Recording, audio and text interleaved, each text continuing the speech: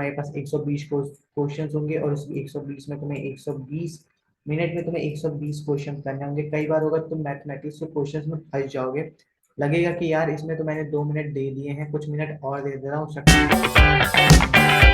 So hello people, आज के video में हम बात करेंगे निमसेट एग्जाम्स के बारे में।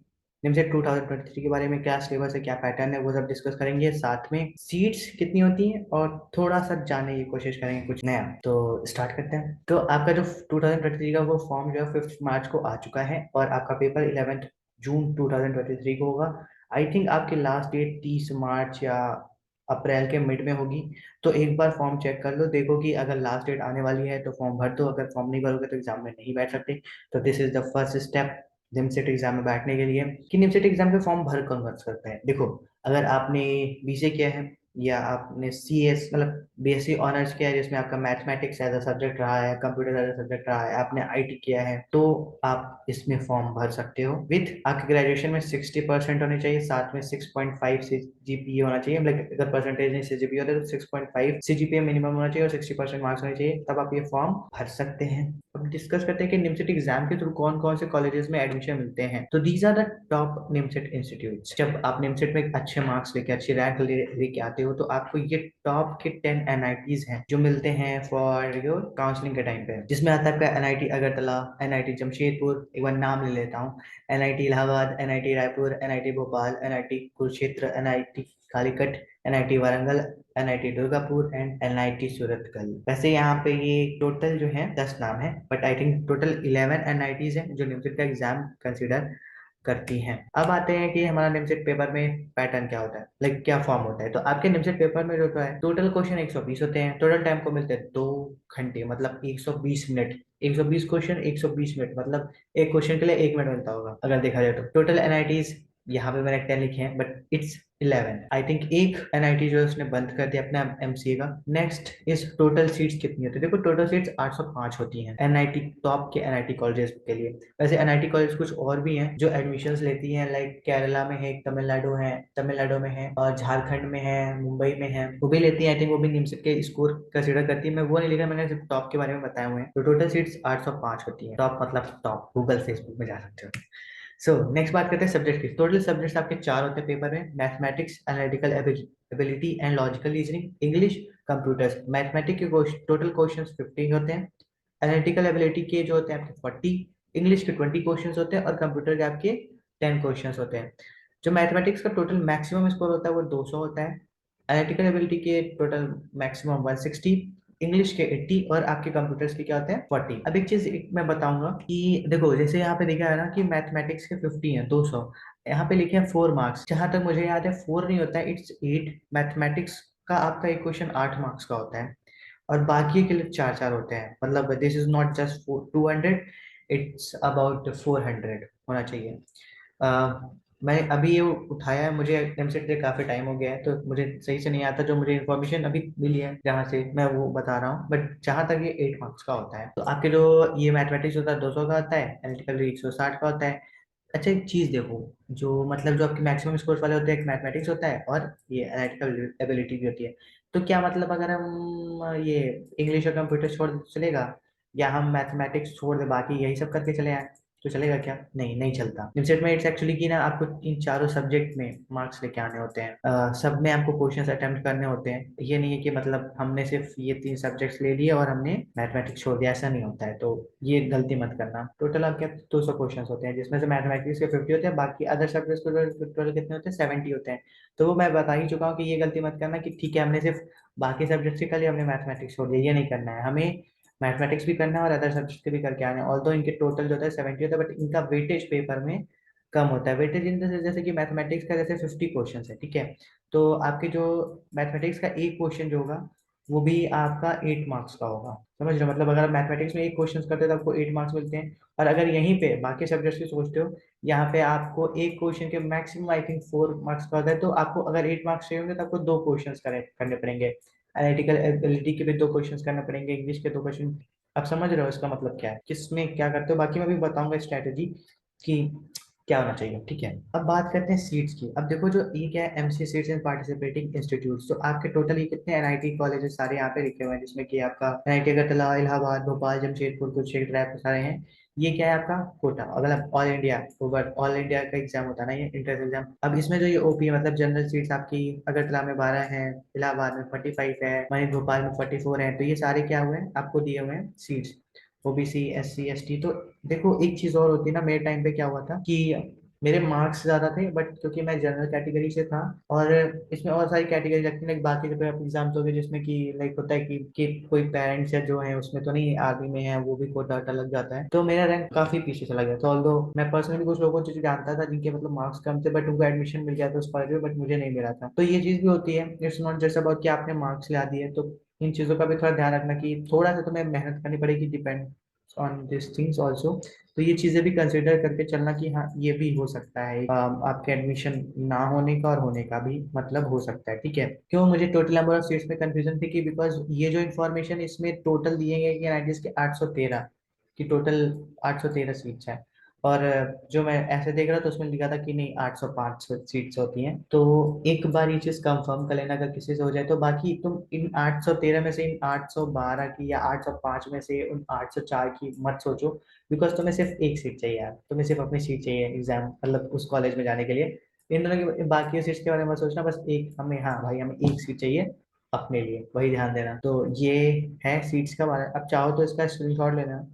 वैसे ये कुछ ज्यादा कंसीडर नहीं करेगा, all those thing consider is your preparation, कि आपको प्रिपरेशन कितना वही मैटर करता है। अब जैसे एक बार मैं यहाँ पर भी बात कर लेता हूँ, जो टोटल मैथमेटिक्स से बात वाले क्वेश्चन थे कि मतलब कैसे करना चाहिए। एक चीज ये देखो, जैसे मैंने बोला था यहाँ पे मैथमेटिक्स का 50 क्वेश्चन है, यहाँ पे 70 है, मतलब तुम अगर ये क्वेश्चन करोगे तुम्हें यहाँ पे 8 मार्क्स ऐसे मिल जाएंगे।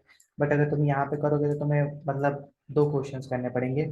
What should be your strategy, ठीक है। अब देखो यहाँ पे जैसे आपके, जैसे भी मैंने बोला कि मैथमेटिक्स के 50 हैं और अदर सब्जेक्ट्स के 70 हैं, तो मैं कैसे करूँ, मतलब मुझे करना है तो देखो एक काम करो कि जो तुम्हारे बाकी सब्जेक्ट्स हैं इसको तुम्हें बेसिक्स करने हैं, मतलब कि तुम उसके क्वेश्चंस अटेम्प्ट कर रहे हो। मैथमेटिक्स के क्वेश्चन का लेवल जो होता है, मतलब ये नहीं कहूंगा पूरा आईआईटी लेवल का होता है, बट आईआईटी से थोड़ा नीचे और रेगुलर से थोड़ा ऊपर होता है, मतलब थोड़ा डिफिकल्ट तो होता है, बट कई बार ऐसे क्वेश्चन होते हैं जो पेपर बहुत ईजी आते हैं और आप कर ले जाओगे। तो मैथमेटिक्स में तुम्हें थोड़ा ज्यादा ध्यान देना होगा। बाकी जो तुम्हारे सब्जेक्ट्स हैं उसको तुम नॉर्मल भी कर सकते हो। मैं इसके अदर सब्जेक्ट्स के जो सिलेबस है, जो क्वेश्चन टाइप ऑफ क्वेश्चन है, वो कुछ मैं वीडियो में पोस्ट करता रहूंगा। मैं श्योर नहीं कह सकता, तो पूरा मेरे ऊपर डिपेंड मत होना, क्योंकि मैं जॉब भी करता हूँ, मुझे रियली टाइम मिलता है कि मैं इन चीजों पे फोकस कर पाऊंगा या मैं कुछ कर पाऊँ। मैं करना चाहता हूँ मैं नहीं कर पाता हूँ, तो मैं कुछ बताता रहूंगा, हेल्प करता रहूंगा। बाकी तुम मैथमेटिक्स से भी तुम प्रिपेयर करते रहो। अगर कोचिंग ज्वाइन किया है वहाँ पे जितने भी तुम्हारी फैकल्टी है उससे अदर सब्जेक्ट्स के बारे में, इसके बारे में पूछते रहो। बाकी आई थिंक अरिहंत की एक बुक आती है जिसको तुम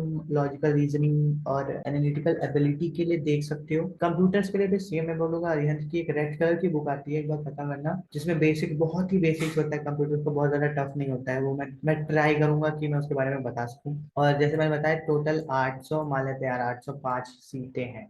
तुम्हें सिर्फ एक तुम्हें सिर्फ 100 सीट एक सॉरी तुम्हें सिर्फ एक सीट की लड़ाई करनी है, तुम्हें सिर्फ अपनी सीट चाहिए। वहां पे तुम्हें एक चीज ये ध्यान देना कि मेन तुम्हें ध्यान देना होगा अपने टाइमिंग का, ठीक है। जो बच्चे मार खाते हैं टाइम, क्योंकि तुम्हारे पास 120 क्वेश्चन होंगे और उस 120 में तुम्हें 120 मिनट में तुम्हें 120 क्वेश्चन करने होंगे। कई बार होगा तुम मैथमेटिक्स के क्वेश्चन में फंस जाओगे, लगेगा कि यार इसमें तो मैंने 2 मिनट दे दिए हैं, कुछ मिनट और दे दे रहा हूँ, उस चक्कर में आपके बाकी क्वेश्चन पूरा पेपर छूट जाएगा। तो ये ध्यान देना है कि अगर हमें किसी क्वेश्चन फंस रहे हैं, फंस गए हम उस क्वेश्चन में, नहीं तो हमें निकलना है तुरंत उससे। हम बाद में आकर देख लेंगे जब हमारे पास टाइम बचता है तो। अब जैसे बोला ना कि 120 मिनट में 100 क्वेश्चन होंगे, 120 क्वेश्चन होंगे, मतलब एक क्वेश्चन पे सिर्फ हमें एक ही मिनट मिल रहा होगा, कैसे करेंगे हम लोग। देखो ऐसा नहीं होगा, तुम्हारे पास अगर कुछ क्वेश्चन टफ भी होंगे, कुछ होंगे तो इनका 1 मिनट लग ही नहीं था, मतलब 10 सेकंड में क्वेश्चन हो जाएगा तुम्हारा। कुछ होंगे जिसमें 20 सेकंड लग रहा होगा, तो मतलब जैसे 20 सेकंड लग रहा होगा उसमें तुम्हें 40 सेकंड बचा लिए, और वहीं पे तुम्हें अपना स्पीड का ध्यान देना है। तो NIMCET is just not about solving questions, it's more about the time management, कि तुम क्या टाइम मैनेज कर पा रहे हो उस पेपर में। अगर तुम 120 को मतलब 1 मिनट में तुम कितनी जल्दी इस क्वेश्चन को सॉल्व कर रहे हो। 1 मिनट और चीज सुनो, कितने क्वेश्चन ही सॉल्व कर रहे हो, कितने सही क्वेश्चन सॉल्व कर रहे हो, क्योंकि इसमें नेगेटिव मार्किंग भी होती है। अब जैसे मान लो ना, अगर तुमने यहाँ पे अदर सब्जेक्ट की बात कर रहा हूँ, मैथमेटिक्स आई थिंक कुछ परसेंटेज होता है उतने कटते हैं। अदर सब्जेक्ट में अगर तुम्हें 4 मार्क्स मिलते हैं ना, सही होने के, तो तुम्हारे 1 मार्क्स कट देती है, नेगेटिव मार्किंग भी होती है। तो ये चीज पे ध्यान रखना है कि तुम्हें अपने नेगेटिव मार्किंग के मार्क्स बचाने हैं और बाकी सही क्वेश्चंस के जोड़ने हैं। और और क्या ध्यान रखना है, तो तुम्हें पहले तो अपना क्या टाइम मैनेज करना जानना होगा, और ये तुम्हारा टाइम मैनेजमेंट कैसे होगा वो मैं तुम्हें बताता रहूंगा टिप्स में कैसे करना है टाइम मैनेज।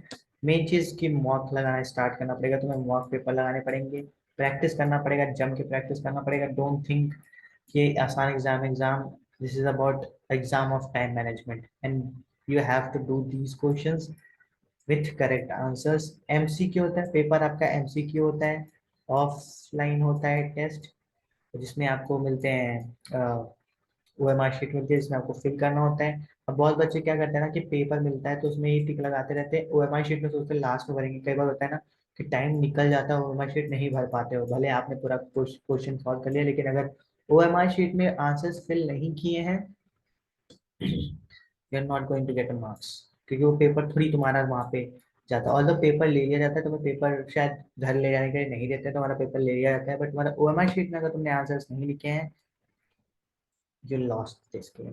तो हमें क्या करना है कि हम एक क्वेश्चन उठाएंगे, उसको टिक करेंगे, फिर अपना ओएमआर शीट भरेंगे। और दूसरी चीज ये ध्यान रखना कि जब पेपर मिलता है तुम्हें, राइट, पेपर मिलता है उसमें पहले पूरा पलट लेना, फर्स्ट सेकंड थर्ड पेज पूरा पलट लेना, जाना पूरा पेपर देख लेना। कई क्वेश्चन होंगे आग ऐसे नजर पे अच्छा ये तो देखा है तो उसको टिक लगाना, ये तो इजी है। उस फर्स्ट में मतलब पूरे पेज पलट लिया तुमने, पूरा पेपर देख लिया कितने पेजेस के हैं, कौन सा इजी है, कुछ नजर देखते ही लग जाएगा अगर ये तो सॉल्व हो जाएगा, उसको टिक करते रहना कि हाँ ये करना है। अगर कुछ क्वेश्चन लग रहा है कि अच्छा ये तो थोड़ा डाउटफुल है, और तुम्हें अचानक से उसका फॉर्मूला याद आ रहा है कि अच्छा ये है, तो लिख लेना उस पे पेपर पे, बता रहा हूँ। लेकिन ध्यान देना कि वो इंस्ट्रक्टर देख रहा होता है, क्योंकि कई बार होता है कि इंस्ट्रक्टर ना ले लेते हैं तुम्हारा, क्योंकि मैं पहले तो लिख लिया। तो वो ध्यान देना, just to remind yourself कि अच्छा ये वाला क्वेश्चन इसमें ये फॉर्मूला लगेगा। टाइम मैनेज सीख लेना, 2 घंटे ऐसे निकल जाएंगे पता नहीं चलेगा, मैं बता रहा हूँ। जितने जितने ज्यादा मॉक टेस्ट पेपर लगा के जाओगे यहाँ से घर से अपने, और प्रैक्टिस करके जाओगे, उतना ही अच्छा होगा तुम्हारे एग्जाम्स के लिए। तो मैं यहीं पे समाप्त करता हूँ अपना ज्ञान। और दूसरी चीज, मुझे बता देना कमेंट्स में तुम्हें और क्या चाहिए। बट एक चीज ये भी ध्यान रखना, मैं जॉब करता हूँ, मेरे ऊपर भरोसे मत बैठना, थोड़ा सा अपना ध्यान लगाते रहना, गूगल पे सर्च करते रहना। अब कोचिंग करते हो किसी इंस्टीट्यूशंस में हो, तो वहाँ पे फैकल्टीज से हेल्प लेते रहना, बाकी मुझसे बताते रहना, मुझे लगेगा जो कि हाँ मैं बता सकता हूँ या मैं कुछ हेल्प कर सकता हूँ वो मैं डालता रहूंगा। टाइम मैनेजमेंट का ध्यान रखना है, सिलेबस पूरा पढ़ लेना कि क्या है, उसके बाद प्रिपेयर करना स्टार्ट कर देना। और अगर अभी तुम प्रिपरेशन स्टार्ट कर रहे हो, मतलब graduation second year third year में हो, तो स्टार्ट कर दो। मतलब किस बात की देरी है, अगर क्लियर है कि हाँ एमसी एनआईटी से ही करना है तो स्टार्ट कर दो। आज की वीडियो में यहीं पर खत्म करता हूँ, तब तक के लिए bye bye, take care, keep smiling. और चिंका एमसीटी एग्जाम है अभी तक, उनके लिए ऑल द बेस्ट।